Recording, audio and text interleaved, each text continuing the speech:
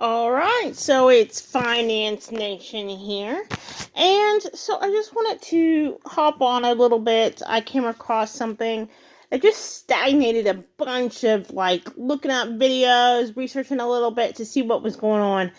And so I just wanted to touch base. It's quite a bit a touchy issue here. I don't know how many people are gonna hop on just to make a comment. And not actually listen to anything, and that's up to you.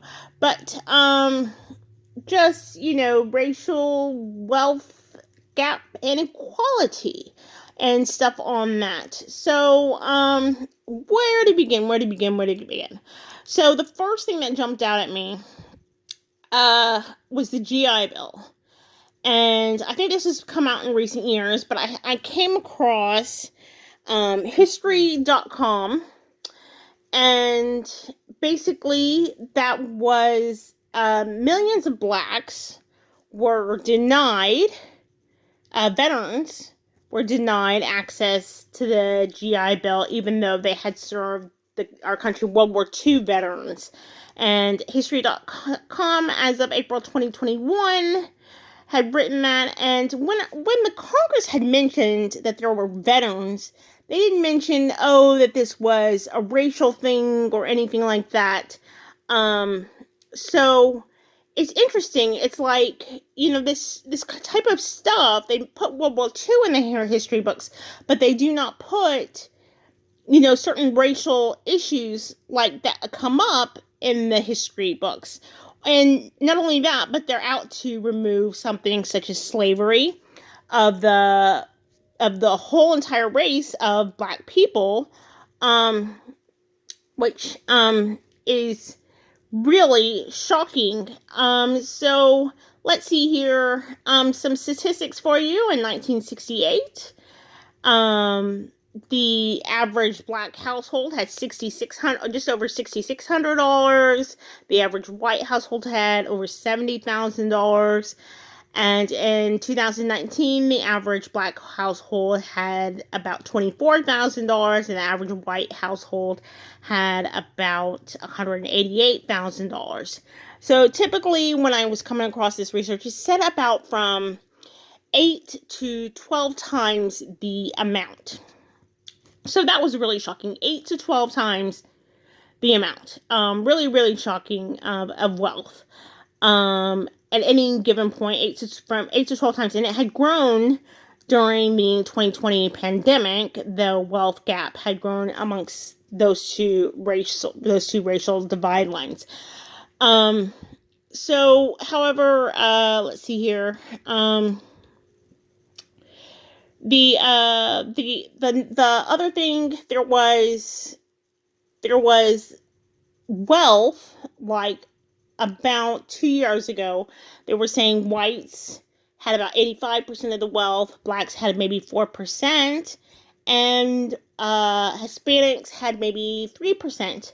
However, the population was, according to this U.S. Census, was 75.8% white. And then if you include non-Latino, not Hispanic, it was only 59.3% white.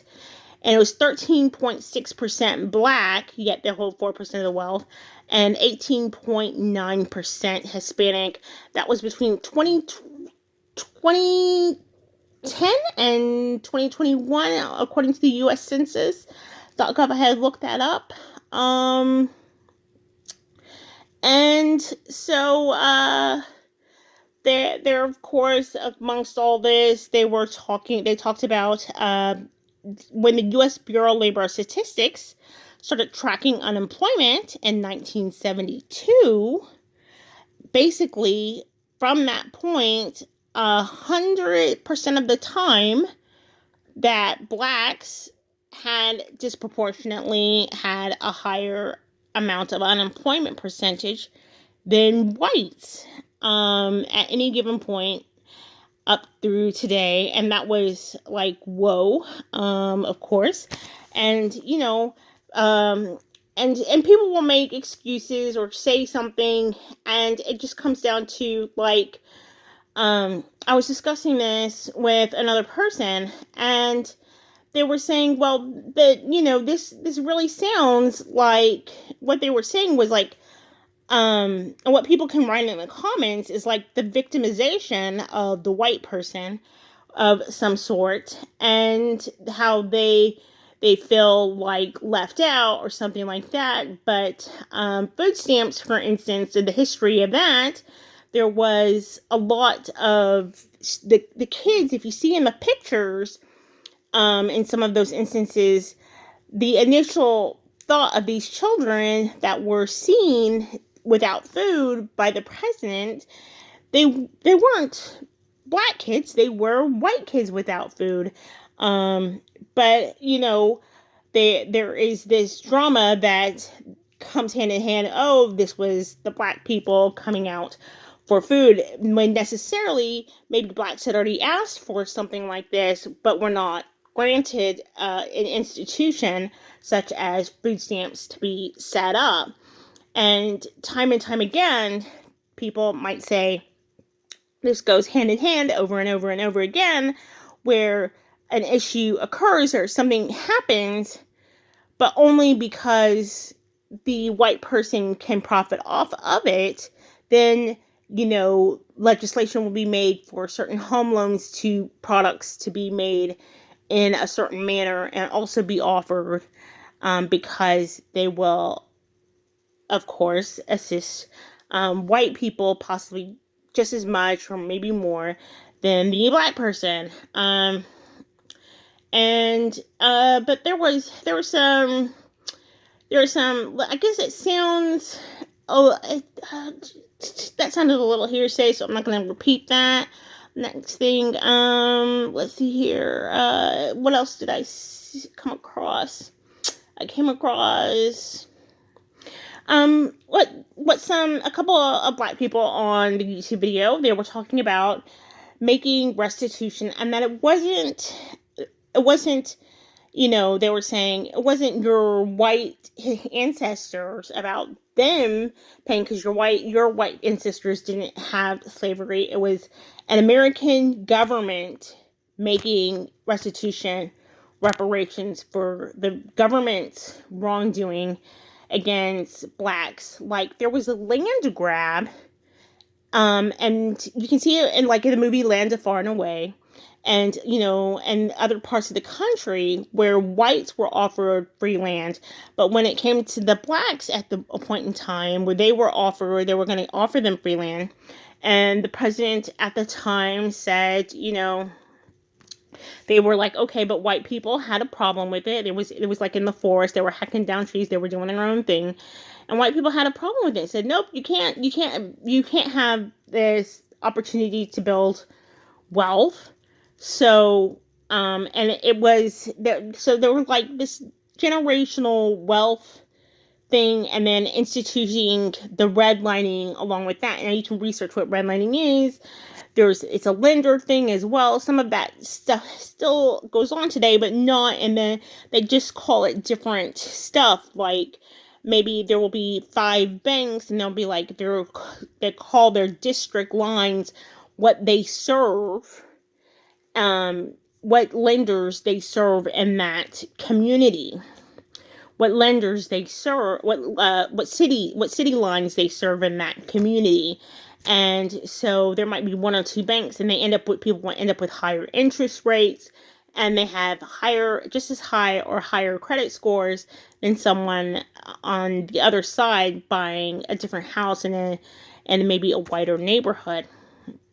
So that stuff, that didn't take much research on that one. That one goes on. And of course, because there's less banks in some of these districts, that's when I had also come across just something completely different, which affects many people of many races, and that is the check cashing places. And it talks a little bit about the payday loans altogether, which can be, a wealth killer, just like medical debt or any huge event in someone's life.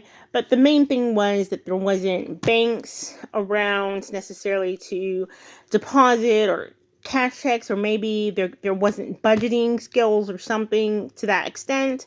So they're budgeting just cash in their hand, and instead of keeping maybe $1 at the bank, if they could have cashed it at a bank and saved on check cashing fees. From the time of age 18 all the way through their working life, they mentioned that they might have $40,000 in check cashing fees. An individual person could have $40,000 in check cashing fees.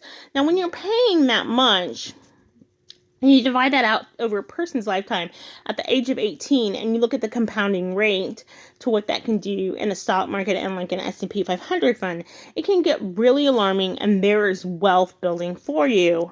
But so that is something else. Let me see if there was anything else here on my notes.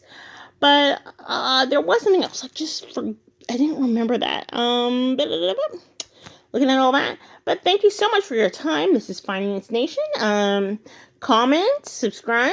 I'm also trying to be on Spotify. I have stuff, but for some reason I haven't been searchable. I'm trying to start to use hashtags.